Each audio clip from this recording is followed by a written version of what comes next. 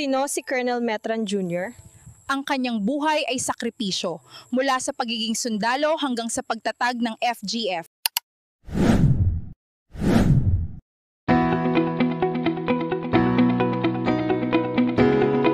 Hindi lahat ng bayani ay sumisikat sa entablado ng kasaysayan, ang ilan ay nagsisimula sa tahimik na sulok ng bayan. Si Colonel Segundo Metran Jr. o General Bukay ay lumaki sa Mindanao sa gitna ng kahirapan at trahedya ng pagkawala ng ama. Sa murang edad, natutunan niyang maging matatag para sa kanyang pamilya, hinubog ng hirap at pagkakaisa. Sa kabila ng mga pagsubok, sumibol ang pangarap maging sundalo, inspirasyon ang tapang ng Special Forces na kanyang nasaksihan. Dito nagsimula ang kwento ng isang batang nangangarap na maglingkod at magtanggol sa bayan.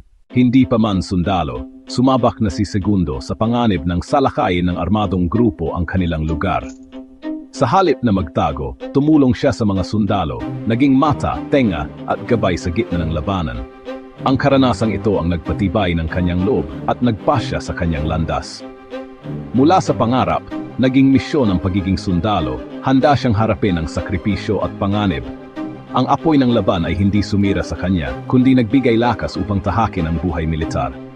Mula Mindanao, handa na siyang magsuot ng uniforme at maglingkod sa bayan. Nagsimula si Segundo bilang enlisted personnel, dumaan sa hirap ng training at disiplina. Ang kanyang karanasan sa Mindanao ang naging sandigan niya sa bawat pagsubok. Sa bawat tungkulin, pinatunayan niya ang dedikasyon at galing, kaya't napansin ng mga opisyal.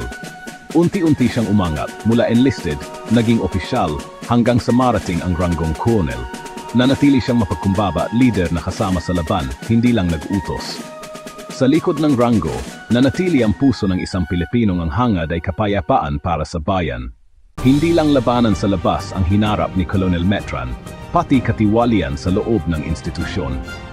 Buong tapang niyang nilabanan ang korupsyon, kahit papanganib sa sarili at pamilya ang kapalit. Itinatag niya ang Filipino Guerrilla Forces, isang samahan para sa integridad at tunay na serbisyo. Naging inspirasyon siya sa mga sundalo at sibilyan na nagnanais ng pagbabago. Ipinakita niyang ang tunay na mandirigma ay lumalaban din para sa katotohanan at katarungan. Ang kanyang laban ay paalala, ang integridad ang pundasyon ng tunay na serbisyo publiko. Ang kwento ni General Bukay ay kwento ng bawat Pilipinong nangangarap at naglilingkod. Ipinamuhay niya ang tatlong haligi, Diyos, pamilya at bayan, pinagmulan ng lakas at inspirasyon. Ang kanyang legasya ay hamon sa atin maglingkod, tumulong at maging tapat sa bawat gawain. Hindi natatapos sa kanya ang kwento ng kabayanihan. Tayo ang magpapatuloy. Sa simpleng paraan, maari tayong maging bayani sa pamilya, komunidad at bayan. Tulad ni General Bukay, ialay natin ang ating lakas at talino para sa Diyos, pamilya at Pilipinas. Tulad ng mga bayani noon, ikaw ngayon ang inaasahan ng bayan. Ako si Commander Vincent at siya naman si Commander Nachos. Kami ang FGF Northern Luzon Command at ito ang Pinoy Insight.